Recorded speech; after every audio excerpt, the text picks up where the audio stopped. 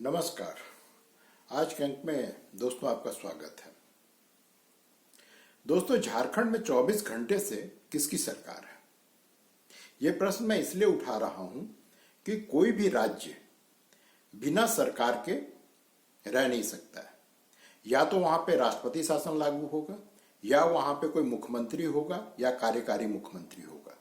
झारखंड में जो अभी राजनीतिक स्थिति बनी हुई उसमें यह है कि यहां पर न तो कोई कार्यकारी मुख्यमंत्री है, क्योंकि जो मुख्यमंत्री थे उन्होंने कल रिजाइन किया, और चूंकि उनको अरेस्ट कर लिया गया तो कोई कार्यकारी मुख्यमंत्री तो हो नहीं सकता है। दूसरी बात यह है कि वहां पर अभी भी किसी भी व्यक्ति को या दल को गवर्नर ने अब तक, जब मैं ये रिकॉर्ड कर रहा हूं, किसी को भी सरकार बनाने के लिए बुलाया नहीं है। गवर्नर अपने मन से राष्ट्रपति शासन को छोड़ करके उस स्थिति में वो अपने मन से काम कर सकता है, लेकिन अगर राष्ट्रपति शासन नहीं लगा हुआ है तो अपने मन से वो कोई भी काम नहीं कर सकता है। इसका मतलब कि पूरी की पूरी जो राज्य की सरकारी मशीनरी है वो अभी ठप पड़ा हुआ है। यहाँ पे कोई काम नहीं हो रहा है, क्योंकि राष्ट्रपति शासन की घोषणा नहीं की गई है और होगी भी नहीं। दूसरी चीज कि आप यहाँ पर इलेक्शन के बाद, जो इलेक्शन जब आपको दोस्तों एक चीज मैं बता दूं, यहाँ पे जब इलेक्शन होती है तब भी वहां पे कोई ना कोई कार्यकारी मुख्यमंत्री होता है, और जब तक मान लीजिए कि अगर उसका पार्टी हार गया है तो जो दूसरा मुख्यमंत्री बनेगा तब तक वो कार्यकारी मुख्यमंत्री बना रहता है। अर्थात शासन कभी भी, जो गद्दी होता है मुख्यमंत्री का, वो कभी भी औपचारिक रूप से खाली नहीं हो रहता है, खाली नहीं होता है। लेकिन झारखंड में अजीब सी स्थिति बन गई है। यहां पर न तो राष्ट्रपति शासन लगा हुआ है और न यहां पे कोई मुख्यमंत्री है। अब इसके लिए सिर्फ गवर्नर जिम्मेवार नहीं है, क्योंकि गिरफ्तार तो बहुत सारे मुख्यमंत्री हुए हैं, लेकिन सिटिंग मुख्यमंत्री, जो मुख्यमंत्री के पद पे आसीन हो, वो गिरफ्तार हो, ये बहुत ही अभूतपूर्व स्थिति है। हालांकि हेमंत जी ने कल एक झारखंड जो मुख्यमंत्री थे, उन्होंने एक बड़ा अच्छा काम किया। उन्होंने कहा कि गिरफ्तार होने से पहले मैं त्यागपत्र देना चाहूंगा, और फिर उनको ईडी वालों ले करके उसको राजभवन गए और वहां पर उन्होंने अपना त्यागपत्र दिया, और उसके बाद उनको गिरफ्तार किया गया। अब मैं जो ये प्रश्न उठा रहा हूं कि क्या सारी गलती गवर्नर की ही है? क्योंकि सामान्य स्थिति में होता यह है कि मान लीजिए अगर कोई व्यक्ति मुख्यमंत्री पद से त्यागपत्र दे रहा है तो वो जेल नहीं जाता है। इसलिए गवर्नर उसको कहता है कि जब तक नई सरकार का गठन नहीं होता तब तक आप मुख्यमंत्री बने रहिए। लेकिन यहां तो ऐसा था नहीं, तो वैक्यूम तो वहां से क्रिएट हो गया। इसके लिए आप राजभवन को दोषी नहीं ठहरा सकते हैं। दूसरी गलती जो सत्ताधारी दल झारखंड में है, वहां पर झारखंड मुक्ति मोर्चा, कांग्रेस और जो सीपीआई माले, राजद वगैरह के भी एक हैं, ये सब मिलकर के वहां पर सरकार चला रहे थे। अभी भी उनके पास में बहुमत है। मेरा ये मानना है कि अभी भी बहुमत है। हालांकि बहुत सारी खबरें आ रही है कि फलाना मीटिंग में नहीं शामिल हुआ, वो मीटिंग में शामिल नहीं हुआ और ये भाग गए, या वो मुख्यमंत्री बनना चाहता है। उनकी भाभी, हेमंत सोरेन की भाभी सीता सोरेन के बारे में कहा जाता है, उनके भाई, छोटे भाई जो बसंत सोरेन, उनके बारे में कहा जाता है। लेकिन उन सब के बाद, इन सब अफवाहों के बावजूद गलती कहां पर हुई?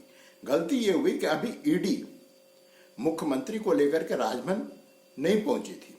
उससे पहले ये लोग बस में भर करके सारे विधायक राजभवन पहुंच गए और कहे कि भाई हम लोगों को देख लो और हम लोगों को नई सरकार बनाने का निमंत्रण दे दो। लेकिन ऐसा होता नहीं है दोस्तों। कुछ संवैधानिक तकनीकी बात है यहाँ पे जो मैं आपके सामने रखना चाहता हूं। होता यह है कि जब तक एक मुख्यमंत्री है तब तक जो है नया नेता तो पैदा नहीं हो सकता है। जब मुख्यमंत्री अपना त्यागपत्र राज्यपाल को सौंप देता है, उसके बाद ही जो भी पार्टी हो वो अपने विधायक दल की बैठक करता है और उसके बाद वो अपना नया नेता चुनता है। ये परंपरा रही है और ये संवैधानिक स्थिति है। अब यहाँ पे हुआ क्या कि अभी हेमंत सोरेन राजभवन पहुंचे नहीं त्यागपत्र देने के लिए। उससे पहले झारखंड मुक्ति मोर्चा और कांग्रेस के सारे विधायक राजभवन पहुंच गए। जैसे लग रहा हो कि यहाँ पे कोई सर्कस वगैरह चल रहा हो। और सबसे मुख्य चीज, उनको जो सारे विधायक पहुंचे थे वो इस बात से दुखी थे कि उनको राजभवन में घुसने नहीं दे दिया जा रहा है। अजीब सी स्थिति। वो कह रहे हैं कि हमको ह्यूमिलिएट किया जा रहा है। ऐसा कहीं नहीं होता है भाई, ऐसा कहीं नहीं होता है। आप जाकर के बैठिए, सब बैठ के मीटिंग कीजिए और अपना एक नेता चुनिए और उसके बाद आकर के वो पत्र जो है गवर्नर को दीजिए। गवर्नर पर उस पर विचार करेंगे और फिर आपको आमंत्रित करेंगे। ये सामान्य स्थिति है। दूसरी चीज ये है कि ये बातें सिर्फ मैं इसलिए नहीं कह रहा हूं कि ये परंपरा है। दरअसल सुप्रीम कोर्ट और जो सरकारी आयोग की जो रपट थी इन दोनों में ही ये बात स्पष्ट कर दिया गया था कि राजभवन शक्ति प्रदर्शन का केंद्र नहीं बन सकता। आपके पास में बहुमत है या नहीं है, इसका निर्णय सिर्फ और सिर्फ विधानसभा में ही हो सकता है। उसके बाहर कोई निर्णय नहीं हो सकता है। आपको अच्छा लगे बुरा लगे, लेकिन ये एक वास्तविकता है कि आपको हर हाल में विधानसभा ही जाना पड़ेगा। और ये भी सत्य है कि गवर्नर के विवेकाधिकार पर है कि वो किसको शपथ ग्रहण के लिए आमंत्रित करता है। आप जाकर के राजभवन के गेट पे जितना चिल्लाना हो, जितना नारेबाजी करना हो या अन्य जगहों पे आपको जितना नारा लगाना हो, इससे कोई फर्क नहीं पड़ने वाला है। अगर आपको लगता है कि आपको गवर्नर बुलाने में देरी कर रहे हैं, जाइए, कोर्ट का दरवाजा खुला हुआ है। वहां से भी आपको यही कहा जाएगा कि आप गवर्नर के पास जाइए, क्योंकि ये सारा अधिकार जो है ये सिर्फ और सिर्फ गवर्नर के पास में है। और गवर्नर के फैसले पर फैसला लेने के बाद ही कोर्ट इंटरफेयर कर सकता है। जब तक वो फैसला नहीं लिया है तब तक हाईकोर्ट या सुप्रीम कोर्ट कोई भी इसमें इंटरफेयर नहीं कर सकता। सुप्रीम कोर्ट तो आजकल अगर आप जाएंगे तो तुरंत कहेगा कि आप राज्य के हाईकोर्ट में जाइए, वहां जाकर के अपनी बात रखिए। तो ये स्थिति है दोस्तों, ये बड़ा ही अजीब सा मकर जाल बना हुआ है। अब स्थिति ऐसी उत्पन्न क्यों हुई? क्योंकि ये अभूतपूर्व है कि मुख्यमंत्री करप्शन के इल्जाम में जेल जा रहा है, अपने को कि हम जो सो निर्दोष हैं। भाई जी, अगर आप निर्दोष थे तो आपको जब 10वें सम्मन के बाद आपको गिरफ्तार किया गया है। सामान्य आदमी हम और आप हों तो तीसरे सम्मन में आपको ईडी उठा के ले जाती है और आप कुछ नहीं कर पाते। यहाँ पर ये मुख्यमंत्री हैं, इसलिए इनको 10 सम्मन जारी किया गया। 10वें सम्मन के बाद इनको गिरफ्तार किया गया। तो ये अगर आप निर्दोष हैं तो भाई आप इससे पहले आप कोर्ट भी गए थे, सुप्रीम कोर्ट भी गए थे, हाई कोर्ट भी गए थे। सबने आपको कहा था कि आप जांच में सहयोग कीजिए। आप फिर जांच में सहयोग क्यों नहीं कर रहे थे? और आज जब इनको लेकर के ईडी पीएमएलए कोर्ट में पहुंची तो कोर्ट ने दोनों पक्ष को सुना है। कल भी जो है इस पर बहस होगी, तब वो अपना कोर्ट फैसला सुनाएगी। लेकिन उससे पहले इनको जो है मुख्यमंत्री जी को, मुख्यमंत्री तो अब नहीं कहेंगे, अब तो भूतपूर्व हो गए, भूतपूर्व मुख्यमंत्री हेमंत सोरेन जी को भेज दिया गया है 1 दिन के न्यायिक हिरासत में। और दोस्तों मैं आप अगर झारखंड के समर्थक, झारखंड मुक्ति मोर्चा के समर्थक हैं, तब भी आप ये जान लीजिए, पीएमएलए जो केस जो इसके अंतर्गत होता है, इन धाराओं से निकलना बहुत मुश्किल होता है। मैं बार बार कहता हूं कि अन्य जैसे आप पर अगर कोई लगाता है चोरी का इल्जाम, तो जो इल्जाम लगाता है उसको प्रूफ करना पड़ेगा। लेकिन यहाँ उलट है, यहाँ पे आप पे इल्जाम लगा दिया गया, अब आप प्रूफ कीजिए कि आप निर्दोष हैं। इसलिए यहाँ से चाहे मनीष सिसोदिया हो, सत्येंद्र जैन हो या और भी बहुत सारे लोग हैं, बहुत सारे नेता हैं, इससे निकलना, ईडी के जाल से निकलना बहुत ही मुश्किल है और अधिकतर लोगों को इसमें सजा हो ही जाती है। अब देखिए हेमंत जी के साथ में क्या होता है। अब इस बीच में जो चंपई सोरेन है उनका नाम जो है आगे किया गया है। अब चंपई सोरेन जी के बारे में आपको कुछ बातें बता दूं। बड़े ही सरल स्वभाव के व्यक्ति हैं, सरायकेला से वो विधायक हैं और गुरु जी के सबसे नजदीकी हैं। लोग जो बड़े गुरु जी के नजदीक हैं उन लोगों का कहना है कि एक बार की हेमंत सोरेन गुरुजी की बात भले ही टाल भी दे, वो उनके बेटा है, लेकिन जो चंपई सोरेन है वो कभी भी गुरुजी की बात को टालते नहीं है। उनका आदेश इनके लिए जो है, मैंने इनको पूरा करना ही, उन्होंने जो भी आदेश दे दिया है। तो ये सबसे गुरुजी के सबसे विश्वास पात्र है और बड़े जुझारू हैं। और इनका जो बैकग्राउंड है, ये बड़े गरीब परिवार से आते थे, खेती किसानी करते थे। फिर झारखंड पृथक राज्य का जो निर्माण का आंदोलन था उसमें इन्होंने काफी बढ़ चढ़ कर हिस्सा लिया।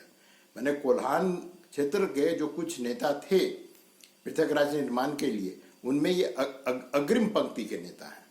इन्होंने काफी कुछ किया है और बड़े ही सरल स्वभाव के हैं अब देखिए ये मुख्यमंत्री बन के क्या करते हैं। हालांकि इनका कार्यकाल तो अक्टूबर नवंबर में चुनाव होने वाला है। अब उस चुनाव के बाद क्या होता है पता नहीं। लेकिन इस बीच में जो झारखंड मुक्ति मोर्चा के जो लोग हैं उन्होंने एक दावा किया है। दावा किसने किया मैं वो भी आपको बता दूं। सुप्रियो भट्टाचार्य ने, वो महासचिव हैं, प्रवक्ता हैं और काफी अनुभवी नेता हैं। उन्होंने दावा किया है कि कल किसी भी तरह से यहाँ पे सरकार का गठन झारखंड में हो जाएगा।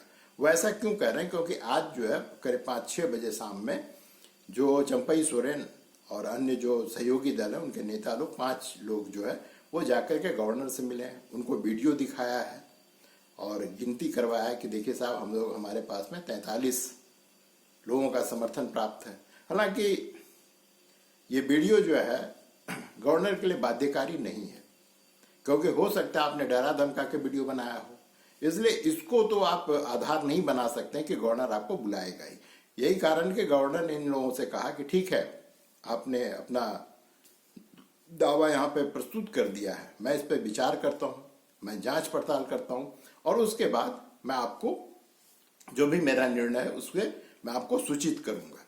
तो ये तो अभी तक की है। दूसरी चीज एक और हुई है कि जो हेमंत सोरेन के जो मुख्य क्या कहेंगे चीफ सेक्रेटरी थे, उनका नाम है विनय कुमार चौबे।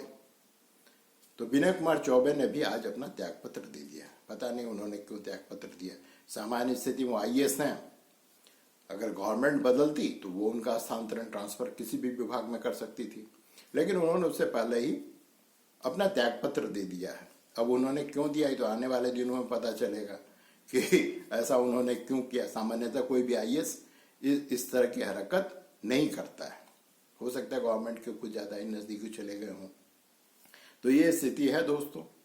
अब जो जेएमएम वाले दूसरी तरफ ये भी आरोप लगा रहे हैं कि भाजपा वाले या तो पीछे दरवाजे से सत्ता पे काबिज होना चाहते हैं या फिर वो यहाँ पे राष्ट्रपति शासन लगवाना चाहते हैं। अब स्थिति ये है दोस्तों कि 2 दिन बाद राहुल गांधी यहाँ पे झारखंड में उनकी जो न्याय यात्रा प्रवेश करने वाली है। सुना है कि बड़ी रैली भी करने वाले हैं।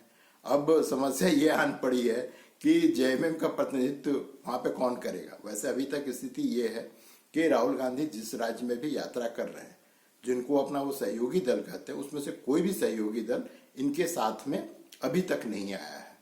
वो सबके सब इनको अवॉइड करता है। वो यात्रा करते हैं, उनको सुरक्षा मुहैया करवा दी जाती है अगर उस सहयोगी दल की वहां पर सरकार है, लेकिन कोई इनके साथ में अभी तक आया नहीं है। न बिहार में कल तेजस्वी यादव या लालू यादव में से कोई भी उस यात्रा में शामिल नहीं हुआ, या कल तो मालदा में इनके यात्रा पे पत्थरबाजी भी हुई है। इनके राहुल गांधी के कार का शीशा को भी तोड़ दिया गया। हालांकि ये अलग बात है कि अब कांग्रेस किस मुंह से कहे कि टीएमसी ये करवा रही, लेकिन वास्तविकता से तो सब कोई वाकिफ है। ये लोग कह रहे हैं कि नहीं ऐसा कुछ नहीं हुआ है, और लोगों का कहना है कि नहीं ऐसा हुआ है। अब पता नहीं क्या सच्चाई है। जो लोग वहां थे वही इसके बारे में ज्यादा बतावेंगे। लेकिन हो ये रहा है दोस्तों कि राहुल गांधी जहां जा रहे हैं वो सरकार को हिला दे रहे हैं। चाहे उनके सहयोगी दल हो, चाहे उनके विपक्षी हो, सरकार को हिला दे रहे हैं। अभी तक कोई भी राज्य का सरकार साबुत नहीं बचा है। अब यहाँ के बाद, यहाँ झारखंड आने के बाद देखिए क्या होता है। सत्ता तो बदल ही गया। भाई हेमंत जी मुख्यमंत्री थे, उनको तो त्यागपत्र देना ही पड़ा। अब जो भी अगर झारखंड मुक्ति मोर्चा अगर सरकार बनाती है तो चंपई सोरेन मुख्यमंत्री होंगे। अब वो कितना राहुल गांधी का सहयोग करेंगे आने वाले समय पता चलेगा।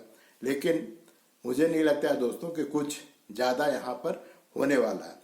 और मुझे लगता है कि भाजपा जो है कम से कम अगर उसमें थोड़ी भी अगर बची हुई है, अगर संवैधानिक संस्थाओं के प्रति थोड़ी भी उसमें रिस्पेक्ट बची हुई है, तो उसको जो है ना तो यहाँ पर सरकार बनानी चाहिए, न ही राष्ट्रपति शासन लगाना चाहिए। इनको चलने दिए। अगर आपको लगता है कि ये सरकार इतना ही भ्रष्ट है, नालायक लोगों का सरकार है, तो भाई उनको खुद अपनी मौत मरने दीजिए।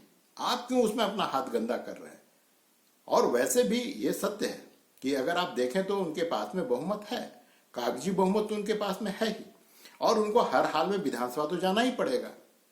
अपना कॉन्फिडेंस मोशन, अपना बहुमत सिद्ध करने के लिए इनको तो हर हाल में विधानसभा जाना पड़ेगा। अगर आपको लगता है कि इनके पास बहुमत नहीं तो आप इनकी सरकार गिरा दीजिए। आपको रोका किसने है? लेकिन कम से कम इनको सरकार बनाने में आप कम से कम बाधा उत्पन्न मत कीजिए। बार बार निशिकांत दुबे और बाबूलाल मरांडी ये लोग जो कह रहे हैं कि नहीं, इनके घर में कलह है, जिसके कारण जो चंपई सोरेन को मुख्यमंत्री पद के लिए आगे बढ़ाया गया है और अभी भी सब कुछ ठीक नहीं है, जो भी है आप इसमें बाधा मत बनिए, आप इसमें रोड़ा मत अटकाइए और आप लोगों की निगाह में इस रूप में मत आइए कि आप जो है येन केन प्रकरण यहाँ पे सरकार को गिराना चाहते हैं। अब दोस्तों, ये तो रही बात भाजपा और इनकी, लेकिन जो सबसे बड़ा हीरो है झारखंड का, मेरा मानना है कि सबसे बड़ा हीरो है, जिसकी राज्य निर्माण में सबसे बड़ी भूमिका रही है, वो है शिबू सोरेन जी, जिनको यहाँ पर लोग आदर से गुरु जी कहते हैं, शिबू सोरेन को। शिबू सोरेन इस पूरे प्रकरण के दौरान एक बार भी मीडिया के सामने नहीं आए हैं कि आखिर उनके दिमाग में क्या चल रहा है, उनके मन में क्या चल रहा है, वो क्या चाहते हैं, ये अभी तक लोगों के सामने नहीं आ पाया है। और यही सबसे बड़ा प्रश्न चिन्ह लगाता है कि कुछ न कुछ गड़बड़ है। और मेरा ये अपील होगा गुरुजी से कि आप एक बार सामने आइए, मीडिया के सामने आइए, बताइए कि भाई हम इस आदमी को मुख्यमंत्री बनाना चाहते हैं या मेरा समर्थन इस व्यक्ति के साथ में है, सारा मामला निपट जाएगा। कहीं कोई जो कहते हैं ना कि मतभेद का और जो भ्रम की स्थिति है वो सारा का सारा खत्म हो जाएगा। लेकिन एक बार सामने तो आप आइए। अभी तक आपको एक होना चाहिए था कि आपको बहुत पहले सामने आ जाना चाहिए था, क्योंकि गुरुजी राज्यसभा के सदस्य हैं, अस्वस्थ रहते हैं, हो सकता है अभी वो दिल्ली में हो तो वहीं से एक वीडियो जारी कर दें कि भाई हम फलाने को चाहते हैं, या अगर अपनी हेल्थ इशू के कारण अगर नहीं गए हैं तो यहाँ पर उनके तो एक फोन पे सारी की सारी मीडिया उनके दरबार में जमा हो जाएगी, उनके सामने सब मीडिया तो बिछने को तैयार है ही, लेकिन वो ऐसा क्यों नहीं कर रहे हैं पता नहीं। और हमें भी इंतजार है उनका कि वो जल्द से जल्द मीडिया के सामने आए और स्थिति को स्पष्ट करें। और जो झारखंड में ये जो राजनीतिक अस्थिरता की स्थिति बनी उससे आप इसको उबारिए। वैसे दोस्तों, झारखंड का इतिहास रहा है, एक अपवाद है कौन? रघुवर दास। उनको छोड़ करके आज तक यहाँ पे कोई भी, चाहे वो भाजपा का मुख्यमंत्री रहा हो या झारखंड मुक्ति मोर्चा का मुख्यमंत्री रहा हो, किसी ने भी अपने 5 वर्ष का कार्यकाल पूरा नहीं किया। हेमंत भी नहीं कर पाए, हमको उम्मीद थी कि ये पूरा कर लेंगे, ये भी नहीं कर पाए। इसलिए मैं हाथ जोड़ करके गुरुजी से अपील करूंगा कि आप सामने आइए और कम से कम 5 साल अपनी सरकार को चलाने के लिए रास्ता तो कम से कम प्रशस्त कीजिए।